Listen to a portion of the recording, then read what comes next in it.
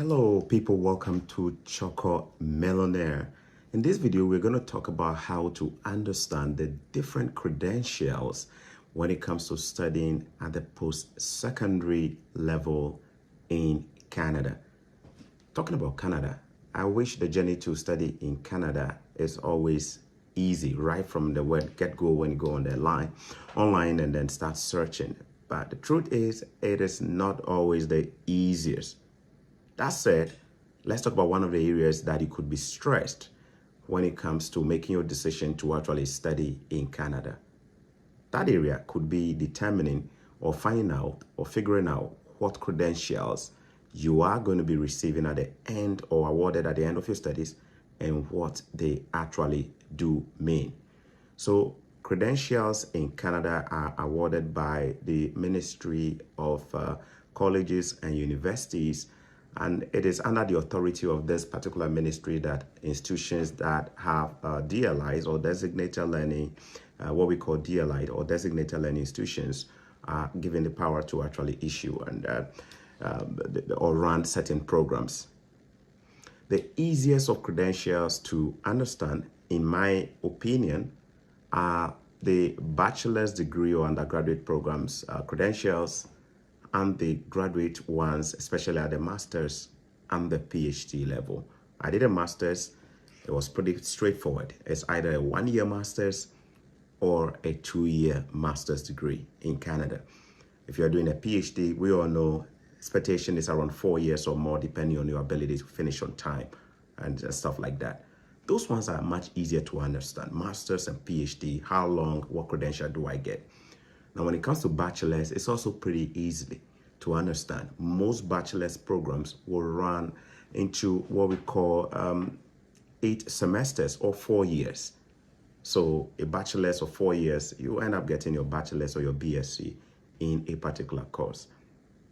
However, when it comes to post-secondary education at the college level, it gets to be a little bit confusing because the credential naming and what they mean, sometimes they are so close, they look alike, they're so similar, and the difference in just the credential type can be a big factor or play a big role in what you do or how your immigration journey could go, especially after studies. That said, talking about immigration, let me mention this video is solely for entertainment purposes. I am not an expert on education. I'm not an immigration expert. So whatever you do receive through my videos, please consider it as purely for entertainment purposes. Do your due diligence to fact check the information you receive on this platform.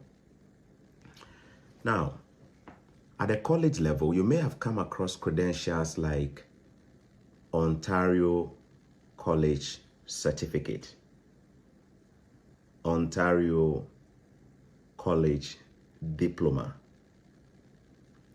Ontario Graduate Certificate, Ontario Graduate Diploma, or an Advanced Diploma, Ontario Advanced Diploma. What do they mean? What is the meaning?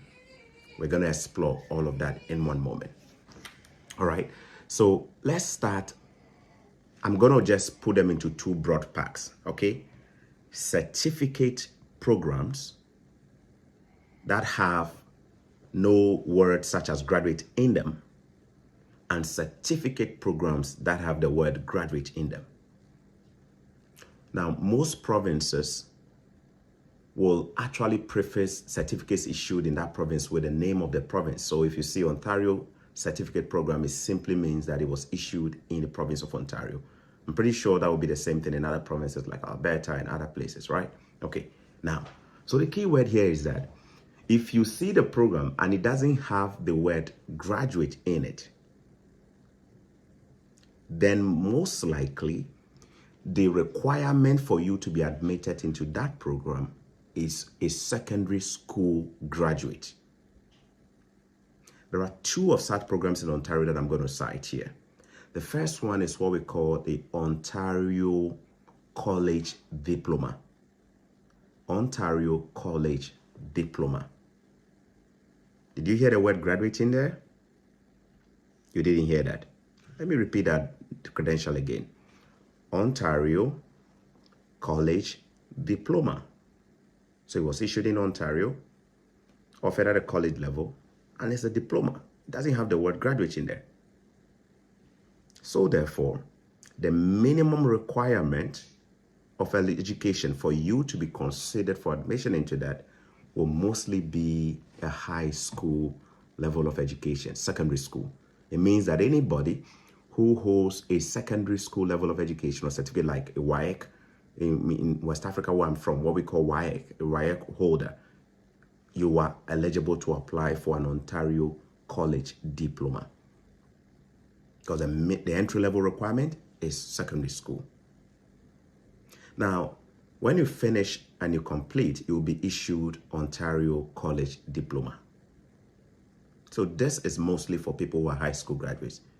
But does it mean that if you're a mature student, you cannot also go into it? We'll talk about mature student later on.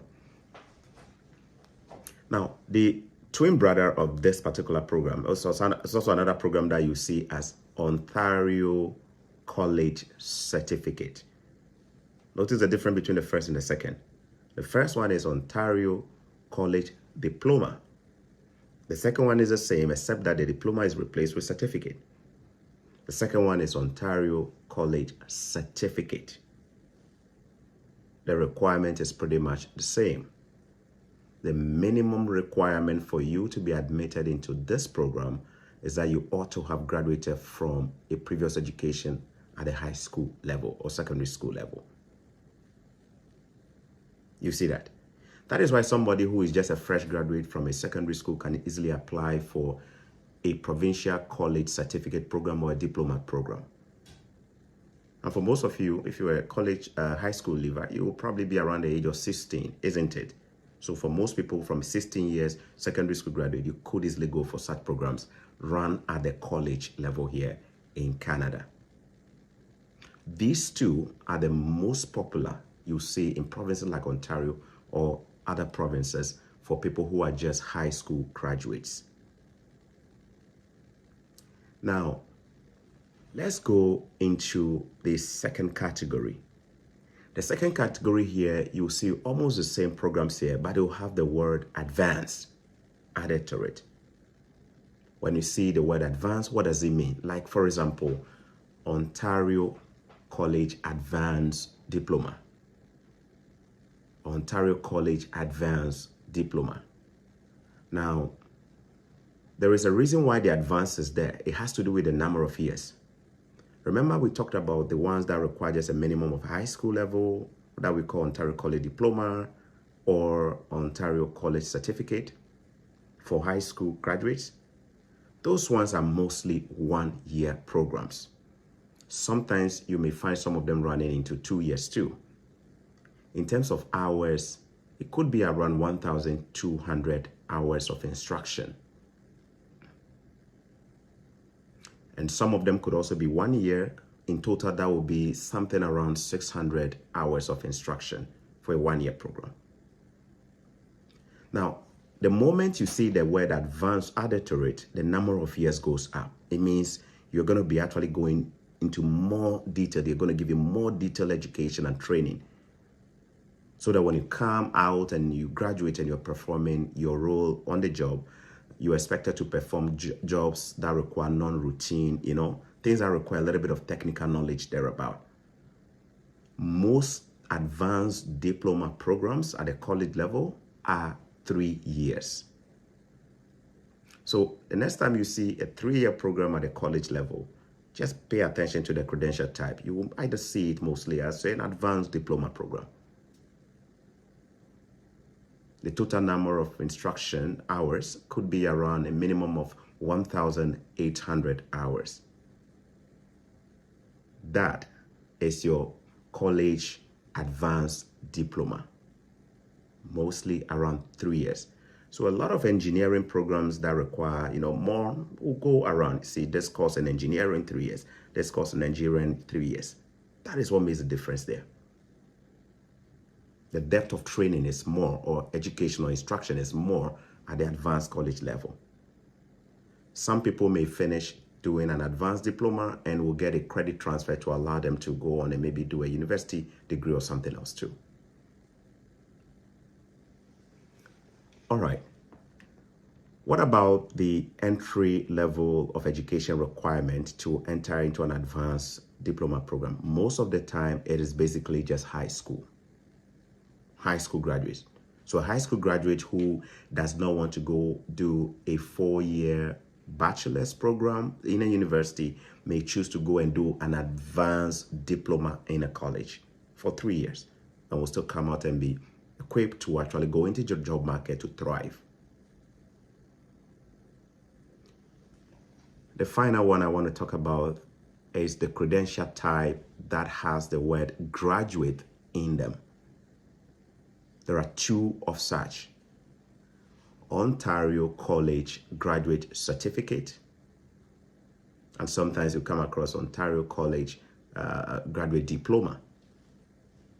Now, the moment you hear the word graduate in the credential type, here is a clue. The minimum education level required for you to be admitted or considered for admission is that you ought to have had a previous history of education at the post-secondary level. I'm going to take that again.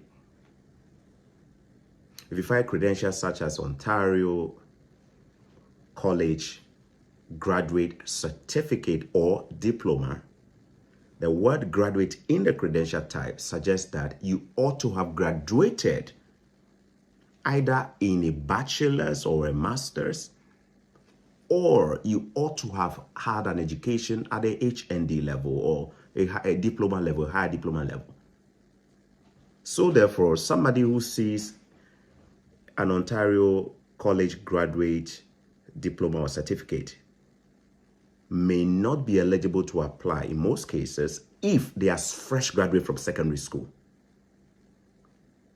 In fact, if you read most of them, it will say that you ought to have a degree or an HND or equivalent of that before being considered. It took me a long time to figure it out, and I hope I'm making it a little bit easy in my own way. Do you know why this is important? Because the truth is that a lot of people do not know what they are eligible for. And a lot of people do not know which one is higher than the other. The truth is that a graduate certificate or a graduate diploma is higher than a college certificate. A college certificate, the entry level is secondary school. A graduate diploma or a graduate certificate, the entry level is that you already have a degree.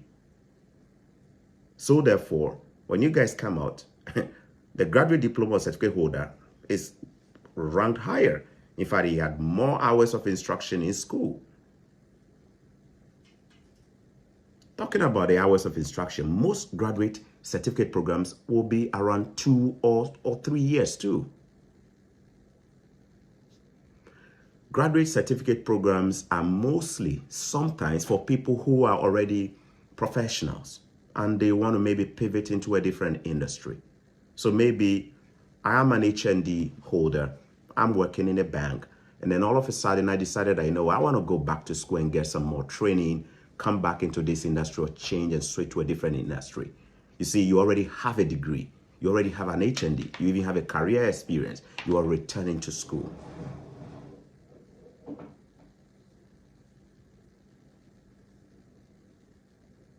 Postgraduate certificate programs will also fall into this category. You need to have had a prior post-secondary education.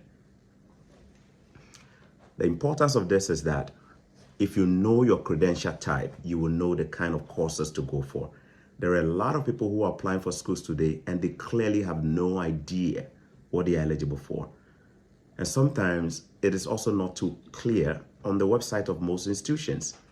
So you see the program and they are all there and you start going through them and say, okay, but what is the meaning of this? Credential type, you don't know.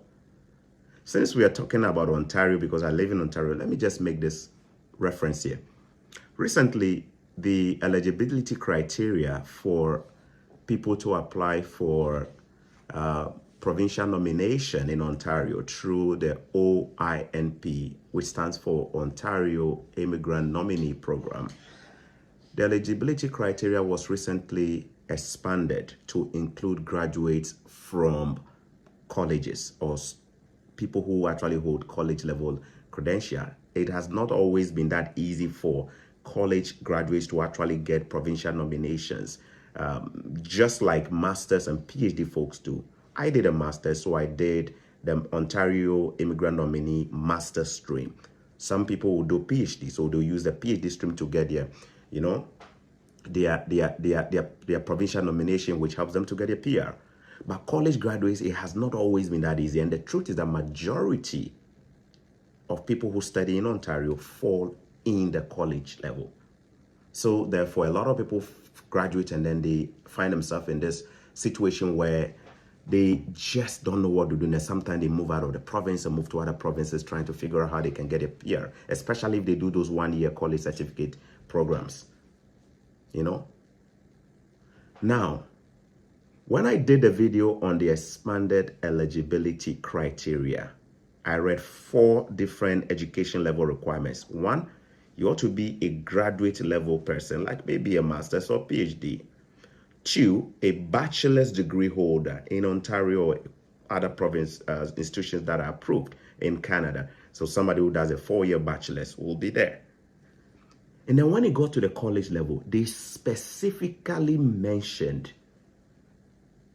that you ought to hold an Ontario graduate certificate or diploma. They put a word there. They say the eligibility.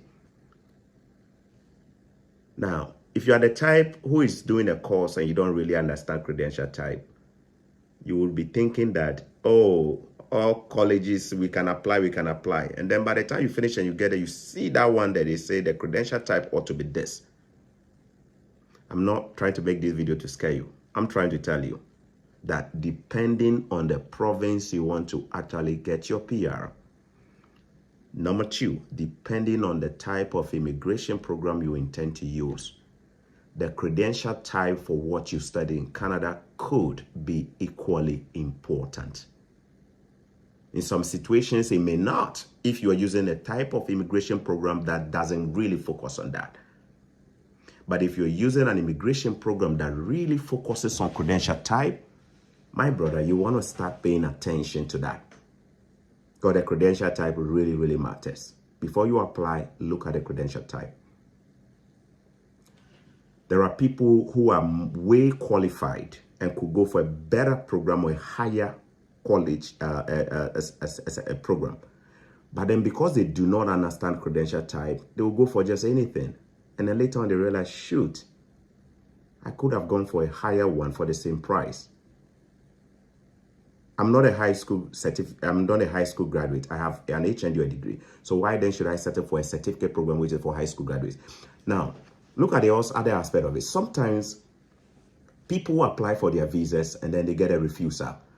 And in that refusal, the officer will say that they don't understand why the person is going for a program which is beneath their qualification. And sometimes people wonder, what is the meaning of this? What is the officer trying to say? Well, he's trying to say that you probably do not understand that what you're going for is lesser than what you already qualified for or you've been trained for. So you are a banker, you already have an HND in, say, marketing, and now you want to go and do a program which is for mostly high school graduates. If you are not able to piece a convincing or logically sound argument, coherent argument together to explain the rationale, you could be getting your visa refused on the basis that the officer doubts why you're actually downgrading so much. But you see, it's not about you downgrading. You wanted to just get admission. And in your bid to get admission, you've not understood the different credential types and what they mean. So I hope this video kind of just puts you in perspective. First, what it does is to help you to kind of sit down and start understanding the different credential types, knowing that this is the minimum requirement for each of them. So that if I have an HND or a bachelor's degree, or I have a master's, or even a PhD, and I'm going to the college level, then I must go for a course that requires an upgrade in my knowledge and my skill set and my training, not something that, it's probably just reserved for high school graduates, and then you don't have a proper or a good explanation as to why you're going for such programs. Of course, if you're also a high school graduate and all you've ever done is just complete a secondary school, you also probably now understand the different credential types, so that you do not go apply for programs that are way beyond your qualification. Some of you don't know. You go and submit an application for a graduate diploma, yet you don't have a post-secondary education.